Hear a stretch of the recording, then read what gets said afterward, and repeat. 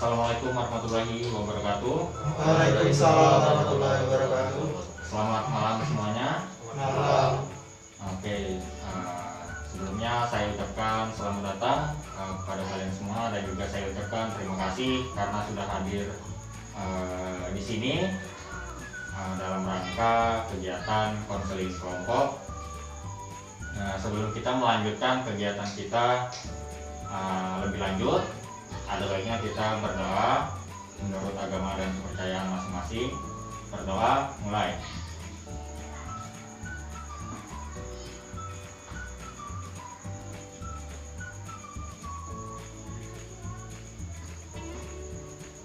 Selesai. Oke, karena ini adalah sebuah kegiatan konseling kelompok, sebelumnya saya ingin bertanya dulu kepada kalian, apakah kalian sebelumnya pernah mengikuti atau pernah melaksanakan kegiatan seperti ini? Sudah. Oh, berarti ada yang sudah, ada yang belumnya. Oke, jadi sembari waktu terus berjalan, di sini saya juga akan menjelaskan dulu mengenai konseling kelompok itu apa sih. Jadi konseling kelompok itu merupakan suatu pemberian bantuan kepada siswa ataupun konseli untuk mencari jalan keluar ataupun memecahkan masalah, kemudian menemukan keputusan yang tepat, mengembangkan potensi dan juga kemampuan untuk dicari kebenarannya, dan juga ditentukan apakah itu adalah hal yang baik atau tidak. Jadi konseling kelompok ini dilakukan oleh konselor profesional. Ya, contohnya di sini saya sebagai konselor profesional, dan siswa ataupun konselinya itu adalah kalian. Jadi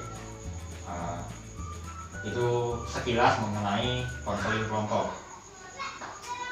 Kemudian tujuan dari konseling kelompok ini adalah yang pertama, di sini kita akan mencari tahu dan juga memecahkan permasalahan-permasalahan yang terjadi pada kalian, seperti itu kan, baik itu permasalahan pribadi maupun permasalahan-permasalahan umum yang lainnya.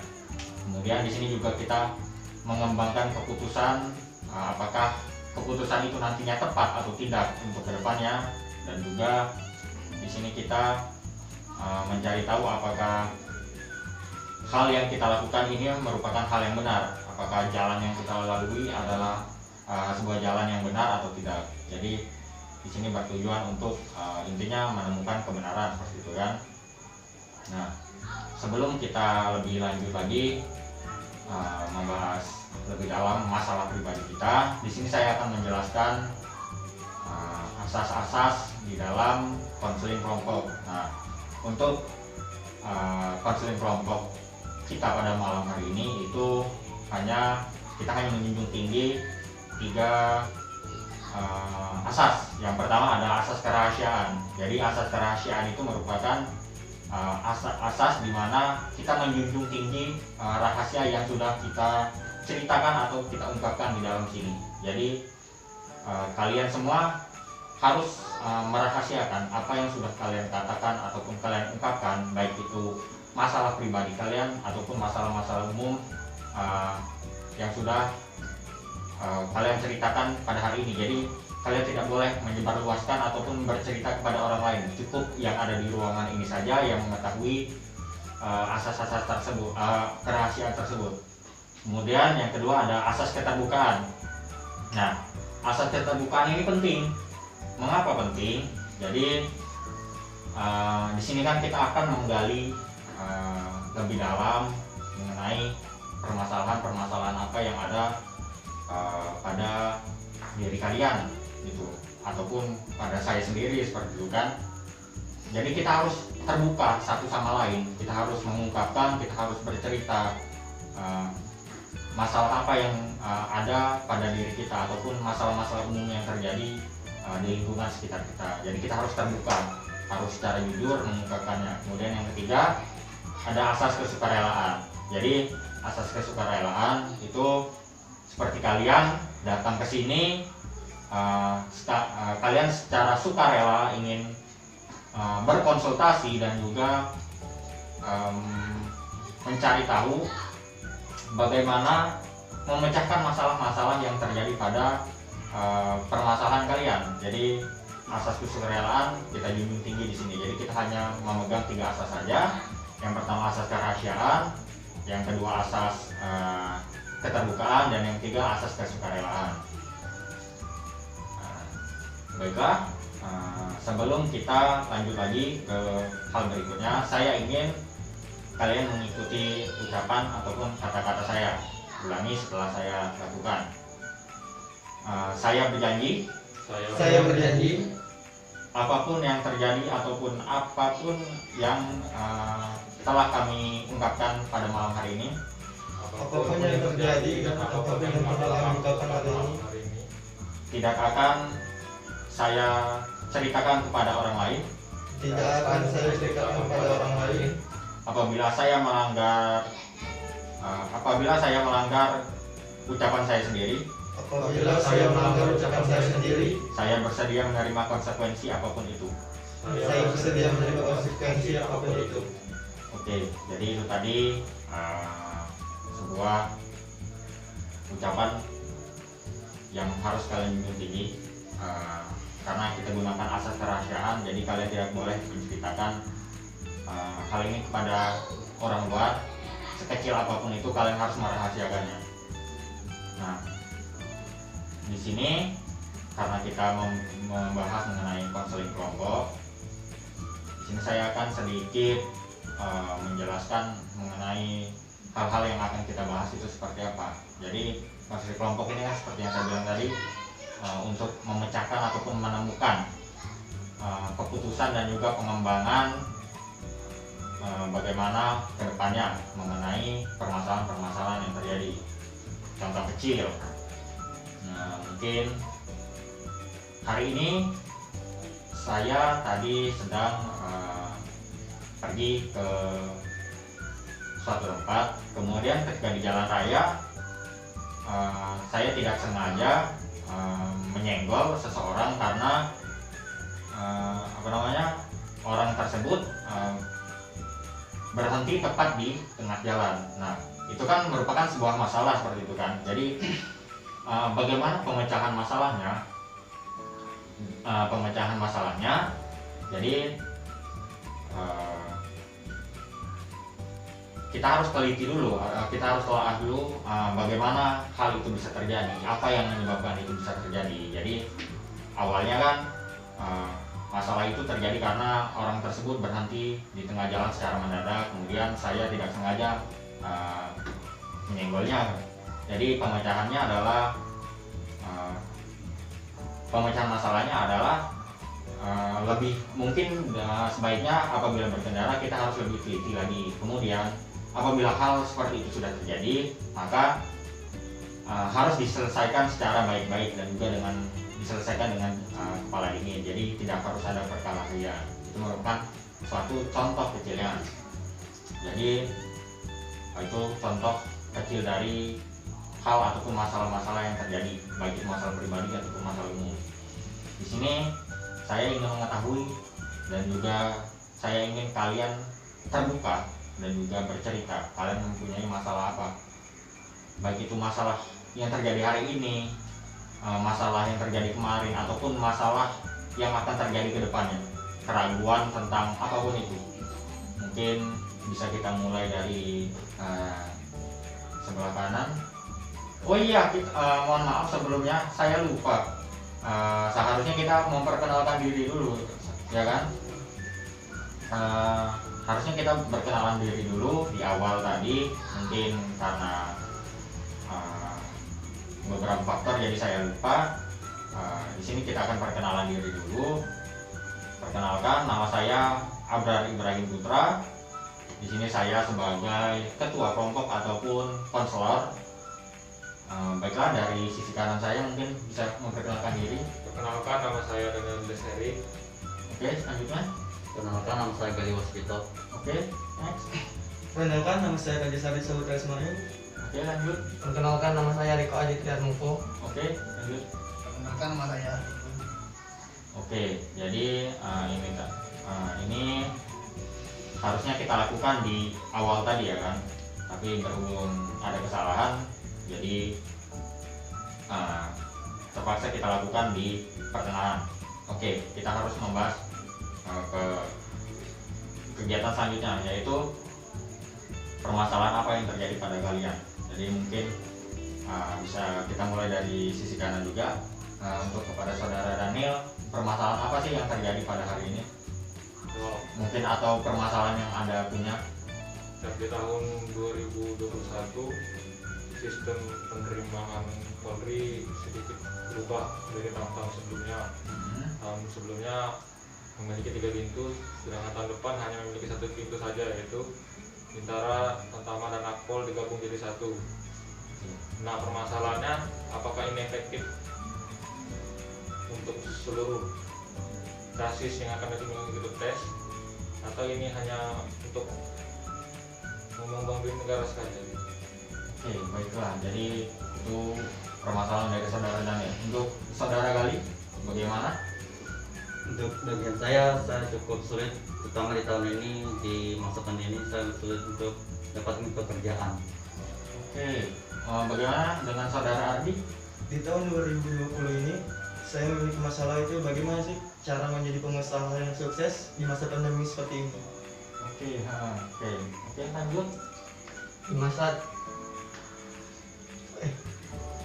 pandemi ini saya susah mencari lapangan pekerjaan. Oke, jadi saudara Riko mengalami kesulitan untuk mencari pekerjaan ya. Oke, kepada saudara Riko. Baiklah, saya minggu depan mau ujian. Bagaimana untuk mengerjakan ujian tersebut? Oke, jadi saudara Diko minggu depan akan ujian ya. Jadi saudara Diko mengalami keraguan untuk menghadapi ujian minggu depan. Oke, jadi masing-masing dari kalian sudah menentukan ataupun memberi jawaban terkait permasalahan kalian. Jadi jika dapat disimpulkan bahwa permasalahan ini akan kita angkat menjadi topik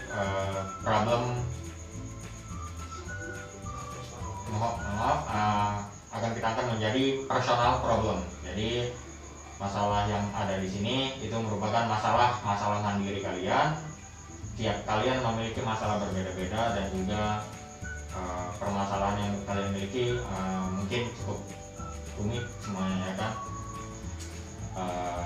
Untuk lebih efisiensi dalam menindaklanjutinya, mungkin kita hanya akan memilih beberapa permasalahan saja yang akan kita pecahkan, mungkin sekitar 2 atau 3. Saya membutuhkan persetujuan dari kalian, berapa permasalahan yang harus kita pecahkan. 2 saja. 2 ya? Masalah saja. Oke, baiklah. Berarti kita akan memecahkan 2 permasalahan yang terjadi. Kalau begitu, di kegiatan di topik mengenai problem personal problem ini, permasalahannya siapa yang akan kita pecahkan? Ardi dan Gali. Ardi dengan Gali. Yang lainnya bagaimana? Siap, setuju. Setuju?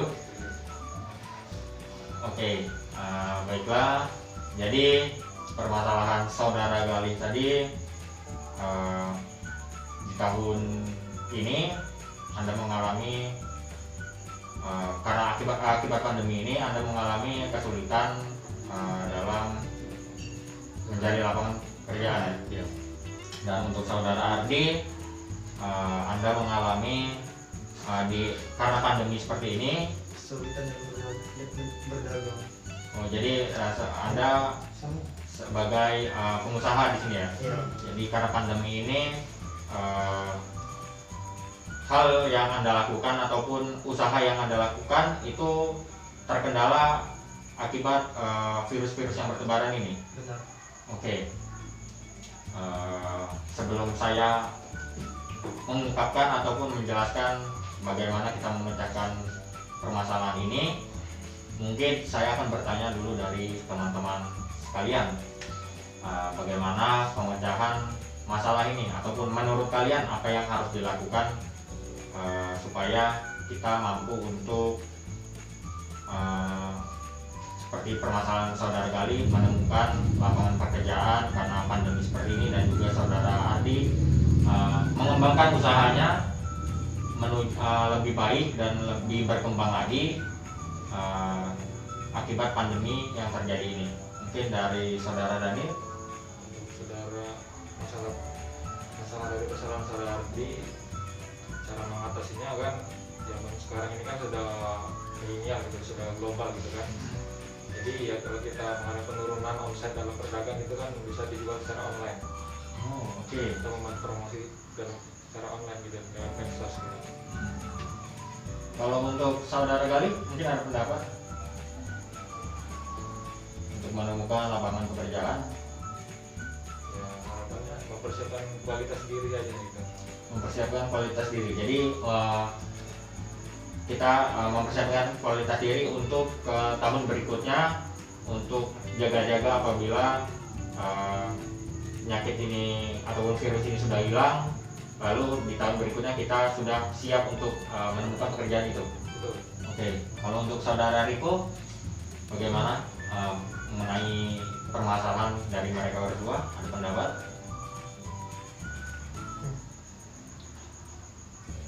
Enggak ada sih. Nggak ada. Oke. Untuk saudara Riko sendiri? Nggak ada. Tidak ada.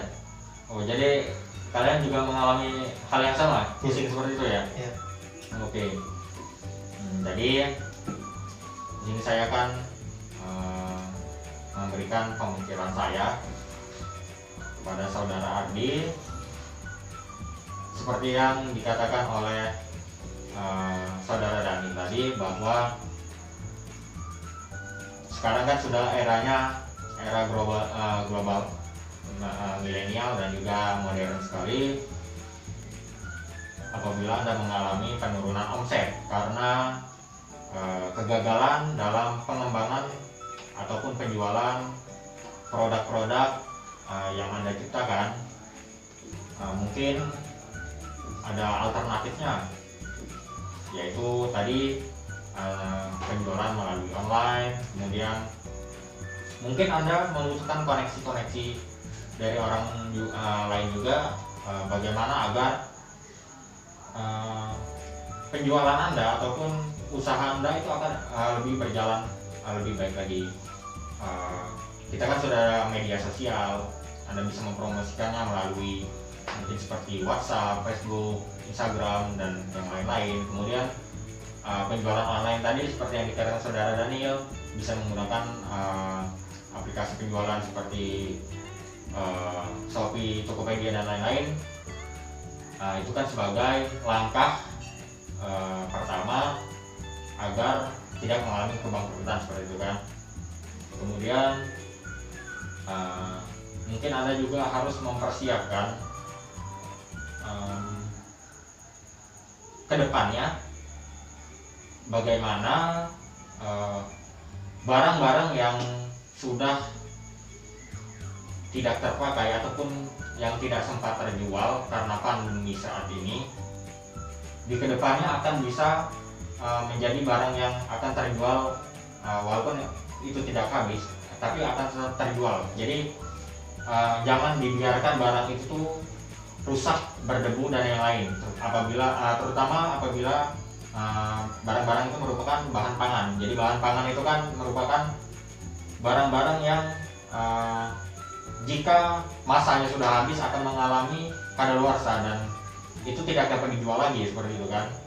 Jadi kalau seperti itu Anda harus mempersiapkan metode apa yang harus Anda lakukan, bagaimana Anda memasarkan produk-produk Anda agar Anda bisa menjual semua produk-produk yang Anda miliki seperti itu. Kemudian kalau untuk saudara Gali sendiri, di era pandemi seperti ini untuk mencari lapangan pekerjaan harus saya akui itu memang cukup sulit ya kan. Terutama banyaknya PHK dari perusahaan-perusahaan karena mengalami penurunan omset, sama seperti saudara Ardi tadi kan. Sebagai pengusaha, karena pandemi seperti ini penurunan omset itu terjadi, jadi banyak terjadinya PHK massal terhadap karyawan-karyawan perusahaan itu karena terjadinya hambatan ataupun penurunan kualitas baik itu barang maupun hal yang lainnya. Jadi mungkin yang harus Anda lakukan, mungkin Anda bisa mencoba untuk membuka lapangan pekerjaan sendiri. Contohnya mungkin Anda bisa menjadi sebagai pengusaha yang sama dengan saudara Ardi. Mulai dari yang kecil-kecil saja terlebih dahulu. Mungkin Anda bisa mencoba menghasilkan uang dari hanya berjualan pulsa saja, seperti itu kan. Itu terus dikembangkan. Apabila Anda terus mengembangkan penjualan pulsa itu kan sistemnya online itu kan. Anda tidak harus bertatap muka ataupun Anda tidak harus pergi kemana, ke sana dan kemari. Jadi Anda bisa melakukan itu hanya dari rumah. Anda kembangkan terus dari pulsa, kemudian Anda membuka pembayaran listrik, PDAM, terus seperti voucher-voucher game online dan sebagainya. Itu bisa Anda lakukan, itu adalah hal pertama. Kemudian mungkin Anda bisa mencoba membuka usaha rumah makan ataupun yang lainnya. Nah, permasalahan lain pasti mungkin Anda menanyakan modalnya dari mana. Mungkin saya akan bertanya dulu, apakah saudara Gali kan saudara Gali ingin mencari lapangan pekerjaan.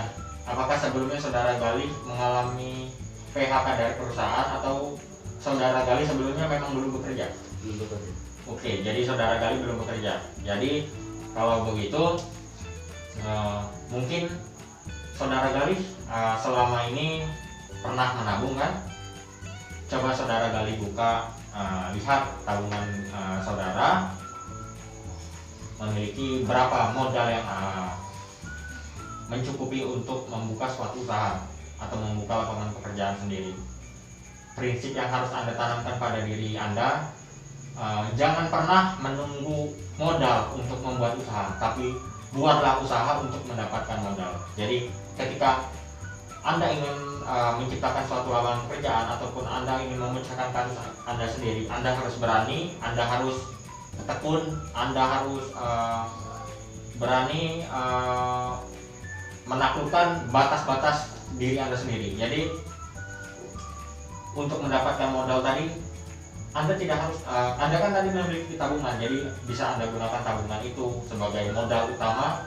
Kemudian Anda putar terus modal itu, Anda jual terus hasil-hasil yang Anda buat tadi, baik itu seperti penjualan pulsa dan lain-lain. Kemudian yang saya tahu juga kan Anda berlatar belakang sebagai seorang desain grafis kan, ya kan?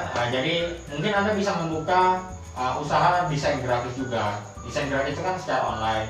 Bahkan sekarang itu desain grafis itu sangat dibutuhkan di perusahaan-perusahaan.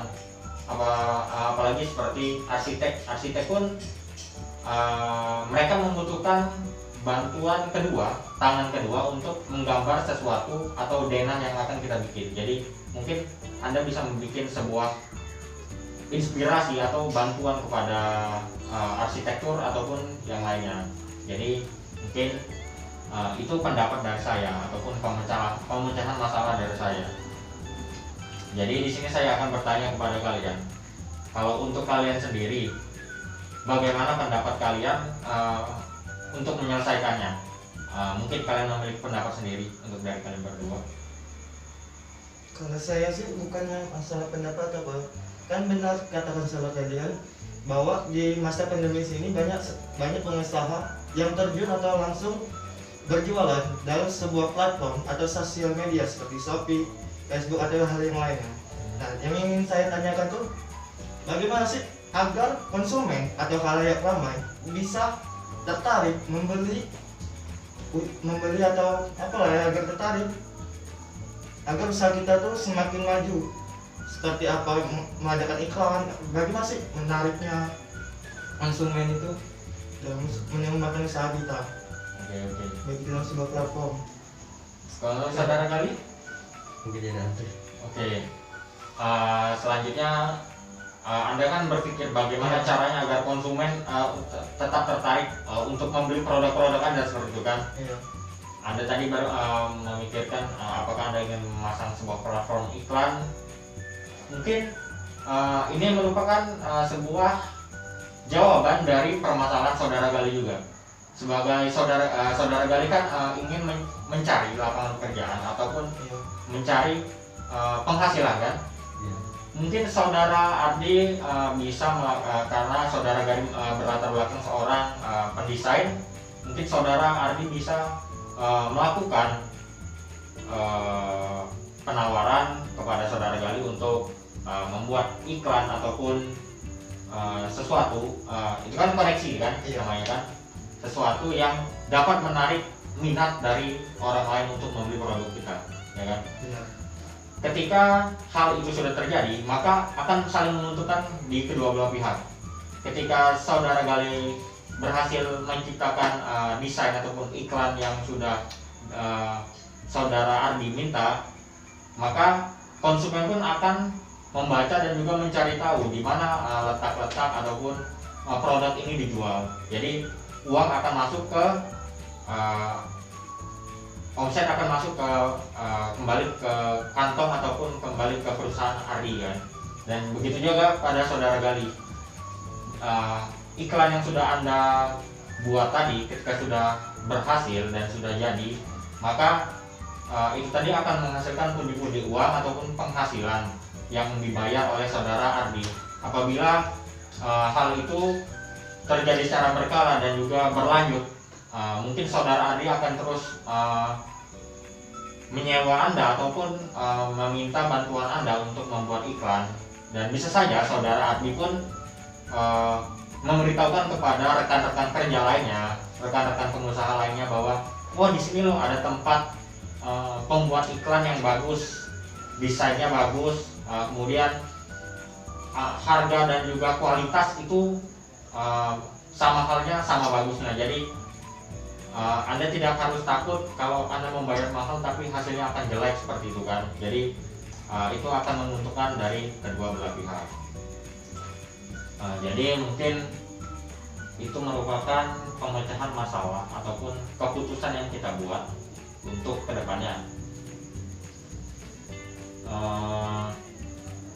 Sekali lagi saya ucapkan bahwa kepada kalian semua, di sini permasalahan saudara Riko dan Gali kan terlihat bersama kan. Mungkin kalian bisa mencoba berkompromi apa yang akan kalian lakukan ke depannya. Kemudian untuk saudara Diko, saya ucapkan dan juga saya ingin berkata bahwa Anda harus bersemangat. Apa yang harus akan Anda hadapi di depannya, yang pertama Anda harus menghilangkan rasa keraguan Anda itu. Jadi Anda tidak boleh menyerah dan Anda takut, wah saya akan gagal. Tapi tanamkan pada diri Anda, saya bisa, saya yakin dan saya pasti mampu mengerjakan hal itu. Oke. Kemudian untuk saudara Daniel, mengenai penerimaan kepolisian ya, permasalahannya tadi apa? Yang dibuka satu pintu saja. Oke, jadi apakah hal itu akan berguna atau hanya akan menghabiskan uang-uang negara seperti itu kan? Mungkin jawabannya ada dua sisi. Mungkin sisi pertama itu ada manfaatnya untuk beberapa pihak, dan sisi kedua yaitu sisi negatifnya, yaitu ya pembuangan uang-uang negara secara percuma, karena terjadinya jika hanya ada satu pintu saja, maka yang lainnya itu akan mengalami kesulitan seperti itu kan.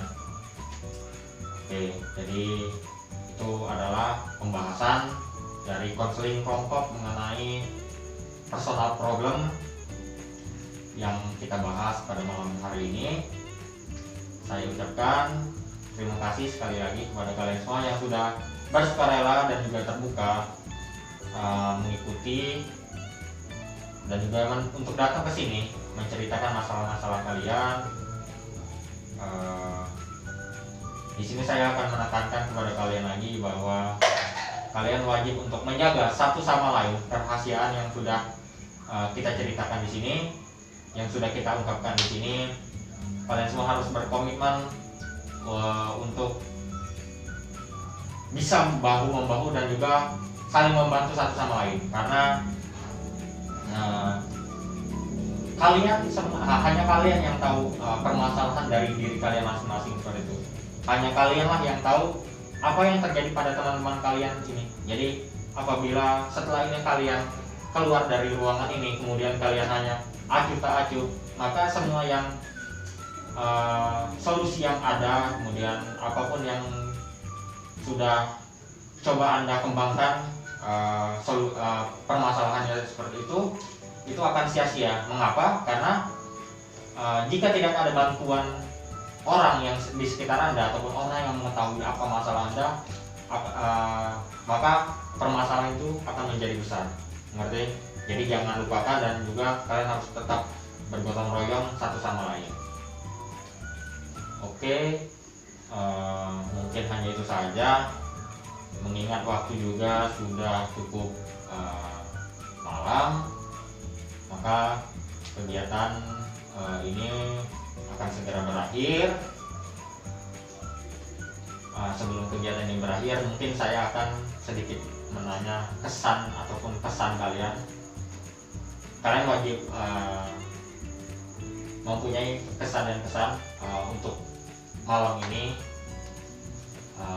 baik itu untuk diri sendiri ataupun teman kalian masing-masing. Mungkin dari saudara Daniel, adakah kesan-kesan yang ingin Anda sampaikan? Pesan saya tetap semangat, konsisten, dan jangan lupa berdoa agar semua apa yang kita impikan lancar dan bisa terwujud. Oke, untuk saudara Gali? Untuk saya tetap percaya diri, terus belajar dan minta dua orang tua. Oke.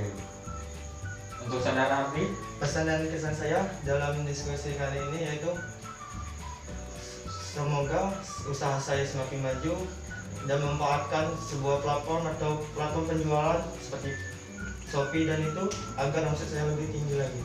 Oke. Untuk Riko?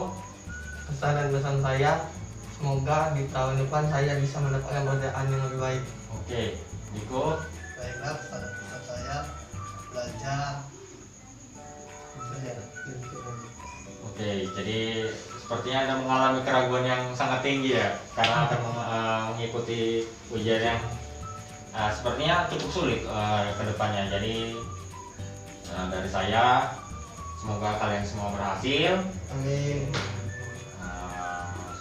Kalian juga harus tetap saling mengingat satu sama lain, jangan pernah melupakan hal-hal yang sudah terjadi, karena kalian kan selalu bersama, walaupun mungkin tidak setiap saat. Karena kalian terhalang oleh jarak dan juga waktu, mungkin yang satu sibuk dengan aktivitasnya, yang lainnya juga seperti itu. Jadi kalian juga tetap harus semangat, tetap optimis ke depannya. Apapun yang terjadi, jalankan kegiatan Anda selama itu adalah hal yang baik dan positif. Apabila itu berdampak buruk pada Anda ataupun orang lain, cobalah untuk berhenti dan cobalah ubah lagi mindset bahwa keburukan itu bisa menjadi sesuatu hal yang berguna apabila kalian manfaatkan dengan baik. Oke? Sebelum kita akhiri kegiatan kita pada malam hari ini, kita akan berdoa agar apa yang sudah kita lakukan pada malam hari ini itu diberkahi oleh Tuhan, dan juga kedepannya langkah kita itu akan diberkati dan juga mendapatkan wahyu dari Yang Maha Kuasa. Berdoa menurut agama dan kepercayaan masing-masing. Berdoa mulai.